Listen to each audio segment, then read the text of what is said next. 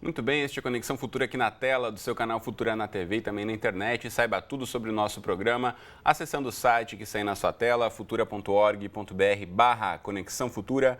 Aqui você encontra os nossos episódios mais recentes para assistir quantas vezes quiser e ainda os links diretos para acessar nossas páginas nas redes sociais. Bom, mas e o que faz uma pessoa consumir ou não substâncias tóxicas como álcool, tabaco e drogas ilícitas? Bom, as respostas podem ser muitas e intrigam pesquisadores ao redor do mundo com questões como qual substância, em quais quantidades e consumidas a partir de qual idade. Bom, um exemplo é o levantamento global de drogas, chamado em inglês de Global Drug Survey, realizado todos os anos por uma agência independente que pesquisa o uso de drogas no mundo.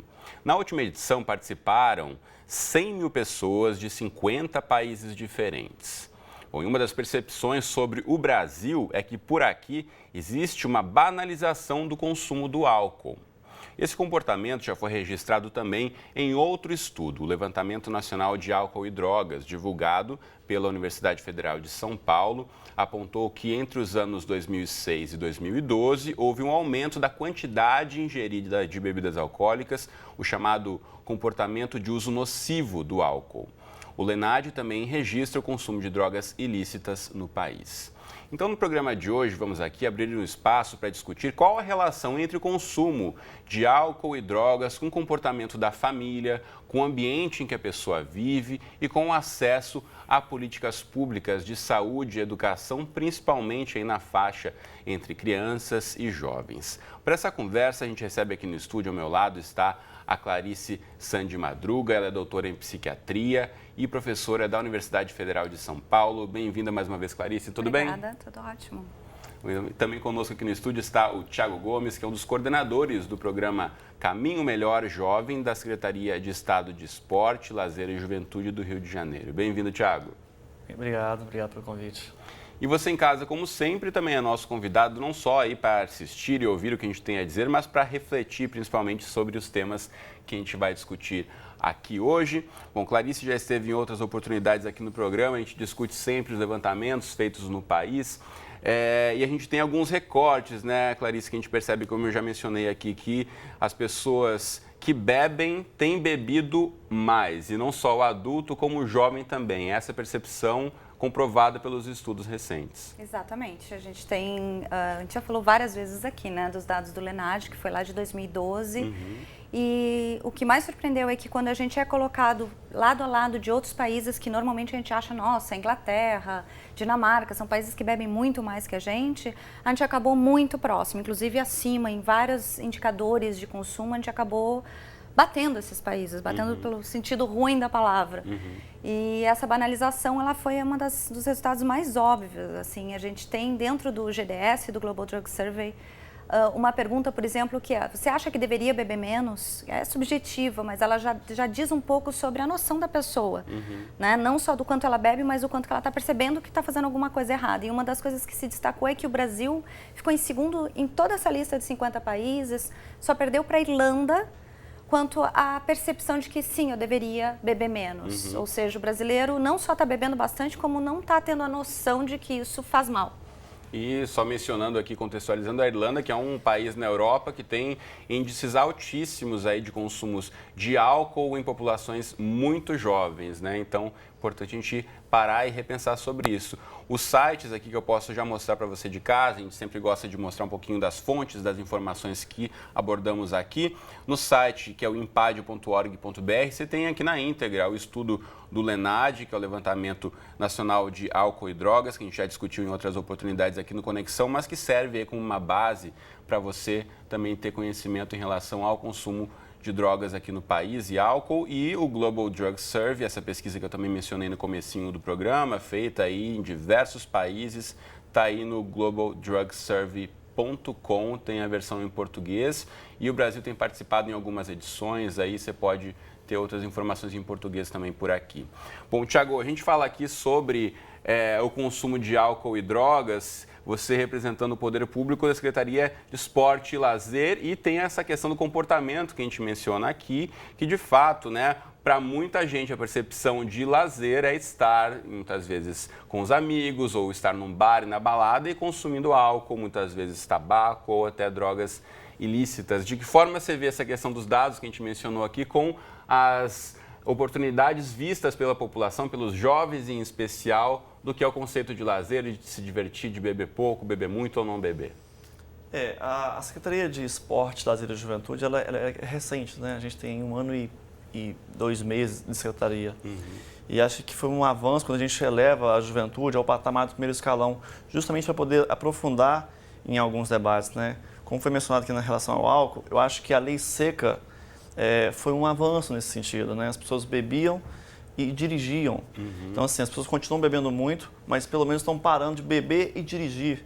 Então, esse é um tipo de política pública que foi instalada, que eu acho que a gente que tem um mérito, né? Acho que, inclusive, está mudando a cultura em relação a isso, né? Antigamente, as pessoas queriam, eu vejo isso na roda de amigos, né? Caçando ali o Twitter para desviar da lei seca, né? E hoje, já vejo as pessoas, não, olha, vão voltar de táxi, vão voltar de Uber, ou então quem dirige é você. Então, de alguma maneira, isso só para pontuar que acho que a lei seca é um grande avanço. Acho que devem ter outros, né? Acho que eu, particularmente, sou a favor da gente restringir a questão da propaganda da cerveja, né? Da mediatização da cerveja, do álcool, na verdade. E eu acho que, assim, sem dúvida, a juventude associa a recreação e o lazer à bebida, não só a bebida, a outras drogas ilícitas também. E a gente está começando a fazer um debate muito sério lá agora sobre uma nova política de drogas. Assim, a gente tem começado a discutir, inclusive já vou convidar aqui Clarissa para participar com a gente dessa discussão, porque a gente tem se preocupado muito em relação a isso. Assim. E como é que a gente envolve também a rede estadual de ensino nessa... Acho que o colégio é o grande veículo para a gente poder conversar com a juventude. Então, sem dúvida, a Secretaria de Educação também faz parte desse arcabouço de parceiros que a gente está desenhando para discutir sobre isso. Muito bacana. E a gente mencionar também esses espaços de discussão dentro da escola. E antes mesmo de começarmos a gravar o programa, a gente falava aqui sobre o consumo de tabaco, por exemplo. Quem se lembra e viveu aí década de 80 e 90, deve lembrar que era muito comum, né, os comerciais de cigarro e o consumo era muito maior. E as estatísticas do Ministério da Saúde mostram que, de fato, né, a partir do fim do comercial, qualquer hora, de qualquer forma, em televisão, ou mesmo nas ruas, aí, do cigarro, o consumo diminuiu. Tem uma relação direta aí, né, Clarice? Sem dúvida. Eu acho que você falou muito bem. A questão da lei seca é um ótimo exemplo, porque na verdade, o único do álcool. Né? Quando se tem uma política pública que tem como alvo isso, o resultado é sempre positivo. A lei seca foi uma prova disso. Não teve mais nada para o álcool, né? Alguns estados, muito especificamente, teve algum movimento para tentar restringir mais a venda para menor, mas ainda não é uma coisa agregada, não é uma coisa nacional. E o tabaco é o melhor exemplo, onde quando existe política pública que age nisso, o resultado é positivo. Foi a única droga que diminuiu o consumo e diminuiu bastante no Brasil, foi o tabaco. Né? E eu acho que não é só a questão de propaganda, que é importante também, principalmente para adolescente, mas tem políticas que já se sabe, estudos de outros países já mostraram que funcionam muito bem, que é, por exemplo, taxar mais, deixar mais caro, uma coisa que é muito mais cara, ela vai ser menos comprada, o pessoal não gosta de aceitar isso, né? A percepção pública disso não percebe, mas quando a gente lê dados, tem inclusive pesquisas mostrando que um aumento de centavos no custo da bebida alcoólica diminui em pontos todos os problemas relacionados ao álcool. Não é nem o beber e dirigir, mas é violência urbana, violência doméstica, ou seja, pequenas ações, elas têm um efeito muito, muito eficaz. A diferença é que aqui no Brasil, eu acho que a gente acaba falando muito que tem que conscientizar o adolescente, tem que fazer eles entenderem. Gente, a gente teve há pouco tempo um caso de um menino que morreu com uma overdose alcoólica. Eles eram a elite da nossa adolescência, uma universidade pública, difícil de entrar.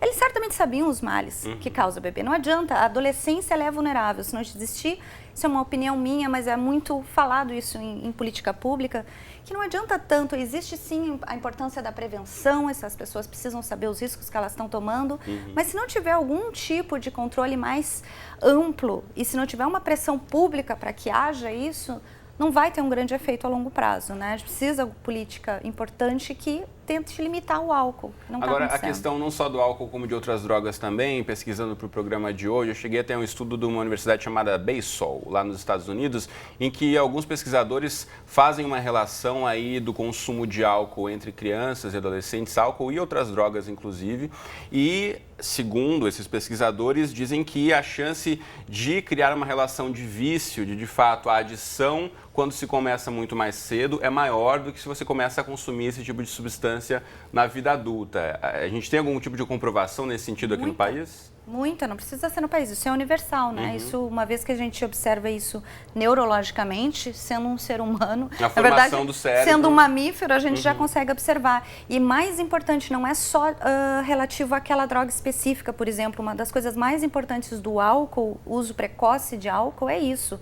É que o álcool ele age em áreas que vulnerabilizam a pessoa para qualquer dependência química. Ou seja, aquele pai que banaliza o uso de álcool e fala, e a gente ouve muito aqui no Brasil, dizer, pelo menos o meu filho bebe cedo, mas está bebendo aqui em casa. Ou seja, a pessoa não tem realmente conhecimento de quanto que o impacto daquele consumo precoce. Às vezes, o conhecimento de que aquele beber muito precoce, ele não só vai aumentar a chance daquela pessoa desenvolver uma dependência alcoólica mais tarde, mas também vulnerabilizar ela para outras dependências. Ou seja, aquele adolescente que começou a beber muito cedo, 12, 13, 14 anos, ele, quando for experimentar maconha mais tarde, ele vai ter muito mais chance de ter um uso problemático, até da maconha, que tem um poder um pouco menor de dependência, do que se não tivesse usado tão cedo. Ou seja, aumenta a chance de desenvolver qualquer dependência. Agora, a gente sabe também que já existem legislações em relação à proibição da venda, à punição de quem vende a bebida alcoólica para menor de idade. Agora, é comum, eu, por experiência própria agora, recentemente durante o carnaval, você vê aí na rua a garotada comprando bebida alcoólica, não só do vendedor ambulante, mas dentro de lojas, em supermercados. De que forma, então, o poder público pode tentar atuar, não só em punir, mas em conscientizar mesmo o comércio de que isso não deve ser feito e dos danos que pode provocar em vender para a garotada aí bebida alcoólica como se fosse doce, né, Tiago? Uma das coisas que a gente também discute, eu sou membro do Conselho Estadual de Juventude, né? Uma das coisas que o Conselho tem discutido é nessa taxação e como é que essa taxação se reverte para políticas de reparação. Como é que a gente consegue taxar isso e então, aumentar o preço do álcool e esse dinheiro ser revertido para a prevenção do uso. Prevenção, ser revertido na saúde, porque isso vai impactar lá. Né? Enfim, então como é que a gente taxa, aumenta a taxação disso e como é que a gente faz políticas de reparação. Né? E agora a questão da fiscalização, sem dúvida, outros atores precisam entrar nessa história. Né? Guarda Municipal, Polícia Militar. Né? Eu acho que a questão da conscientização é fundamental e no campo do álcool é muito delicado, né? Porque simbolicamente é uma travessia. Né? Me lembro que quando eu tinha 18 anos, não tinha 18, não, tinha 17, e meu tio me ofereceu cerveja, eu entendia que naquele dia ele estava dizendo assim, agora você passou por lá de cá, agora você é adulto. Isso é muito perverso, né? Isso é muito delicado. Acho que essa questão do álcool, e aí que a gente estava conversando, esse simbolismo, né, da passagem da vida adulta, ser simbolizado por uma taça de cerveja dentro da sua casa, né? E na verdade existe uma pressão muitas vezes social, se a pessoa não quer beber, então sofre muitas vezes bullying, ou mesmo no grupo de amigos, ou até dentro da família, como você mencionou. Eu continuo sofrendo bullying ainda. Passei por 3 universidades, engraçado que me formei em artes cênicas, me formei em cinema, e onde eu mais sofri bullying foi na faculdade de Direito. Você vai imaginar, né? Porque você não bebe. Por não beber. Por não beber. Por não beber. Na faculdade de Direito, onde eu mais sofri bullying. Era impressionante, como a galera enchia. É triste, né? É triste como precisa desse tipo de aprovação, né? Como não existem outros valores, né? Ou coisas que são tão mais importantes para se mostrar maduro. Precisa ser um comportamento que, na verdade, não requer nenhuma maturidade. De maneira nenhuma, pelo contrário. E para a gente pensar um pouquinho também na questão da oferta, né? Só voltando um pouquinho na história, aqui a nossa editora Maíra Mello fez uma pesquisa em relação ao uso de drogas que vai lá para 6.000 anos antes de Cristo, o consumo de bebidas alcoólicas em rituais religiosos, também do uso da maconha já por Heródoto, no ano 450 a.C., ou seja, não é de hoje que se consome esse tipo de substância aí que altera nossos estados de percepção. Agora a gente vê que com o passar do tempo, muitas vezes a oferta aumenta do tipo de drogas também e do tipo de bebidas alcoólicas. A gente tem alguns produtos aí vendidos em qualquer supermercado de bebidas aí que se estuda muito bem a indústria, ali vai lá e vê um nicho de mercado. Clarice, a gente sabe aí algumas cervejas ou outros tipos de bebidas misturadas que a garotada acaba consumindo muito e que tem muitas vezes aí um volume de álcool muito maior do que uma cerveja comum, né? Exatamente. Há pouco tempo eu conversei com uma prima de 18 anos, eu sempre tento fazer um pouco de estudo de caso, né? Me informar internamente e me veio, eu sou um pouco alienada assim, em termos de show, essas festas, esses festivais, eu não participo tão diretamente. E eu tinha já ouvido falar no tal dos Skull Beats. Quando eu fui realmente entender, não é nem sequer cerveja aquilo, né? Eu fiquei bem chocada, inclusive.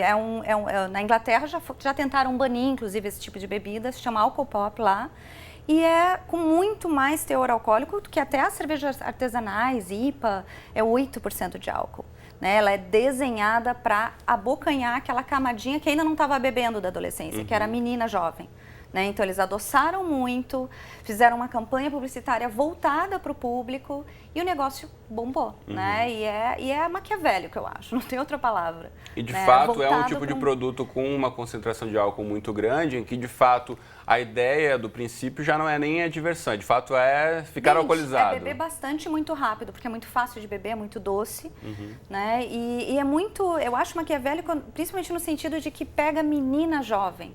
Né? De todos os grupos é o mais vulnerável. Né? Não só o fato de ser jovem, mas o fato de ser mulher. A gente tem um efeito muito mais devastador do álcool no corpo, a gente tem mais lesão de forma geral, a gente tem variação hormonal que dificulta também todo o tratamento quando desenvolve problema, ou seja, é pegar um grupo bem vulnerável mesmo. Né? E aí, nesse sentido, a gente pensar em vulnerabilidade num sentido mais amplo, né, Tiago? A partir do momento em que meninas, adolescentes estão mais alcoolizadas, a situação de se colocar em situação de violência sexual, abuso ou mesmo violência no trânsito ou o que seja, também aumenta bastante. Sem dúvida. E aí é uma questão que é como se fosse tentando fidelizar logo o cliente, né? Exato, e é exatamente isso. Esse é o raciocínio das empresas, né? Vamos fidelizar esse cliente desde muito cedo, que né? É garantido. Que a gente vai garantir, né? É muito complicado, assim. E não existe regulamentação. Né? Eu acho que aí é que entra, não adianta a conscientização, acho que a conscientização do público tem que ser no sentido de pressionar autoridades a ter leis mais rigorosas. Né? O que seria uma lei mais rigorosa nesse sentido, então? Para mim, álcool são duas coisas principais que eu acho que tem esperança ainda para ser feitas no Brasil. Eu acho que é taxação, deixar mais caro e diminuir pontos de venda. Né? Quando eu falo em congresso internacional que no Brasil se vende álcool até em padaria, as pessoas riem e acham que é piada, ninguém acredita. Né? Que não existe regulamentação de ponto de venda, não existe regulamentação de quantidade, né? de distribuição de ponto de venda. Qualquer pessoa pode encher um isopor, eu moro na Vila Madalena, em São Paulo, é chocante. Qualquer pessoa enche um isopor e ganha dinheiro vendendo álcool. Como que se vai regulamentar aquilo? É impossível, tinha que ser proibido. Tem a questão da cultura mesmo de beber na rua, que em muitos países é proibido. E a questão, você falava aqui do ponto de venda, em outros países também, tem até o horário de venda da bebida alcoólica, em que mesmo no supermercado, até 9 da noite, tem aquela geladeira ali com a bebida, depois se fecha e o mercado não pode vender a partir dali. Ou seja, há maneiras aí de tentar diminuir a venda de álcool. Isso que, complementando o que a Clarice já disse, a questão da propaganda também acho que seria, se a gente encerra esse lugar, se acaba com as propagandas de cerveja... Assim como acabaram as propagandas de cigarro. Porque tem uma questão da propaganda que é muito delicada, né? Você associa o prazer de beber ao sexo. Então, se você olhar bem as propagandas, geralmente elas estão associando o prazer sexual, trabalham no campo de substituir o prazer sexual pelo prazer de beber. Então, você vê os meninos muito mais preocupados em beber do que, enfim, qualquer outra coisa. Socializar, por exemplo. Socializar, obrigado. Então, assim, acho que esse lugar do simbólico é fundamental para a gente trabalhar nesse imaginário e mudar esse cenário. Então, acho que complementando pontos de venda acho que a questão de proibir as propagandas seria Para jovem funciona diretamente, porque esse mecanismo de associar o prazer é bem perigoso para essa idade. Né? Bom, a gente está aqui com o tempo avançando, tem uma outra questão importante, recente, que eu queria ouvir um comentário dos nossos entrevistados. Vamos colocar na tela aí rapidamente uma reportagem do jornal Extra, que foi publicada aqui no dia 9 de março, falando aí do chá de ayahuasca. Se você não identificou, é um chá utilizado em rituais religiosos, muito conhecido aí pelo Santo Daime, e que foi aí manchete novamente por conta da morte de Rian Brito, neto de Chico Anísio. Clarice, assim como ofertas de bebidas, outras substâncias psicoativas têm surgido, inclusive essa que até é permitida em alguns rituais, na verdade, por conta aí dos seus efeitos, acabam se ampliando, né, e ganhando um outro público nem sempre adequado. Eu queria que você comentasse um pouquinho sobre o acesso a outros tipos de drogas, inclusive a esse chá, por exemplo. Então, eu acho que antes de tudo, existe uma liberdade de escolha. O Santo Daime ou União dos Vegetal, seja qual for o ritual que traz junto o consumo da ayahuasca, que é esse componente alucinógeno, ele tem que ser feito com consciência. Eu acho que é muito perigoso quando vira moda, né? Eu acho que eu fiquei muito comovida com o relato dos pais do Rian falando da questão que virou moda. É muito comum aqui no Rio de Janeiro, acho que ainda mais. Não é uma coisa que surgiu, é uma coisa milenar que sempre foi usada na Amazônia, mas no momento que vira moda, né, eu acho que e é uma coisa que mistura a religião, ou seja, não tem como a gente às vezes criticar, né, e mostrar o risco real, porque é muito confundido com crenças, fica muito perigoso, né? Então a gente está falando de uma substância que é altamente alucinógena. A ayahuasca, ela tem DMT. DMT é um dos alucinogênicos mais potentes que existe, né? E como qualquer alucinogênico, ele tem o poder de desencadear um monte de problema, né? Desde doença psiquiátrica séria, como por exemplo um quadro psicótico duradouro, né? Delírios de grandeza, delírios de perseguição, né? Muita paranoia. Então, eu acho isso muito complicado. Não somente ali após poucas horas do uso, isso pode ser, na verdade, um dano permanente. Desencadeia talvez um problema permanente. Então, eu não estou aqui para questionar a religião, para questionar a crença, mas eu acho que como qualquer substância que mexe com a consciência, a pessoa tem que saber os riscos, né? Eu acho que tem muitos locais que com certeza eles avaliam, inclusive tem pesquisador, colegas meus que trabalham com isso, fazem um trabalho até surpreendente. Existe a ibogaína, é um exemplo que também se encaixa no mesmo caso, ela está sendo usada para tratamento, inclusive de dependência de crack. Mas o que acontece? Quando ela é usada por profissionais, existe um controle, as pessoas sabem desse risco e elas avaliam o usuário, né? E aí eu acho que entra todo um debate, porque assim, para fazer uma avaliação psiquiátrica, ótimo, seria o ideal, a gente vê se essa pessoa tem uma predisposição, se tem histórico familiar de alguns problemas, e essa pessoa pode ser apontada como alguém que não é indicado, não pode usar, mas no momento que vai para o setor religião, não existe mais esse controle, né? E é muito difícil regulamentar. Como é que a gente vai regulamentar uma religião e dizer, não, vocês vão ter que ter sempre aqui um profissional da saúde para fazer uma avaliação prévia para dar ou não dar esse chá? Né? E outra coisa que me preocupa bastante, quando entra no setor religião, as bordas, a coisa não é vista como uma droga, quando na verdade é uma droga, né? Eu há pouco tempo, o assunto até antes do caso do Rian, eu recebi um pedido de ajuda de uma mãe que estava muito preocupada porque o pai seguia essa religião e estava levando a filha de 5 anos para tomar o chá, né? E daí eu fiquei chocada, comecei a falar com pessoas que eu conheço, que trabalham com isso, ou que já experimentaram, e falaram que não é incomum se ver crianças usando isso. Isso é crime, né? Não vejo de outra forma, né? É uma substância altamente alucinogênica num cérebro que ainda está crescendo. Isso tem um efeito deletério gigantesco, né? Isso se sabe, se tem dados sobre isso. Então, eu acho extremamente delicado e eu acho que é o nosso papel, que é informar, né? Pode achar que vai ser uma expansão da consciência, mas isso tem que ser feito sob supervisão. Existe todo um contexto onde isso pode ser indicado ou não. Muitos deles eles estão usando sem qualquer cuidado, né, de avaliação, de monitoramento dessas pessoas. Quando aconteceu o caso do Rio, eu comecei a pesquisar um pouco mais a fundo. Existia um turismo muito grande de estrangeiros vindo para países da América Latina usar. Tem já uns 5, muito rapidamente eu achei na internet, 5 casos de morte, de pessoas que morreram usando, a gente não sabe se foi porque vomitaram e se asfixiaram, mas são casos graves e que onde se vê que o lugar onde foi feito não houve monitoramento, não houve nenhum tipo de seleção, então é muito complicado. Eu acho que todo mundo tem que estar consciente disso, né? Que é um risco que está se tomando e isso tem que ser feito com muita cautela. Isso com qualquer tipo de substância que você for ingerir.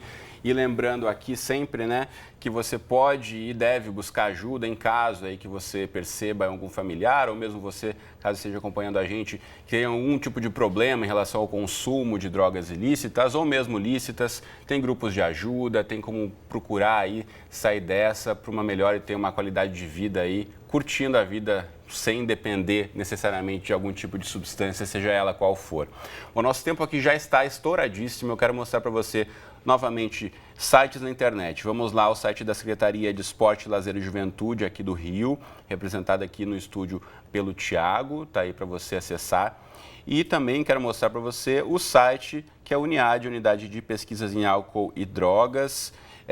E você pode aqui também ter uma série de outras informações sobre pesquisas, estudos feitos em diversas partes do mundo, para também se informar um pouco mais, mesmo que você consuma ou não consuma álcool e drogas, é bom a gente saber sempre esse tipo de informação. Bom, nosso tempo está estouradíssimo, obrigado aos dois pela presença. Obrigado, prazer conversar com vocês. Obrigado pelo convite. Você de casa, obrigado pela companhia de sempre, conexão então no ar aqui de segunda a sexta ou na internet, horários e site aqui embaixo. Até a próxima.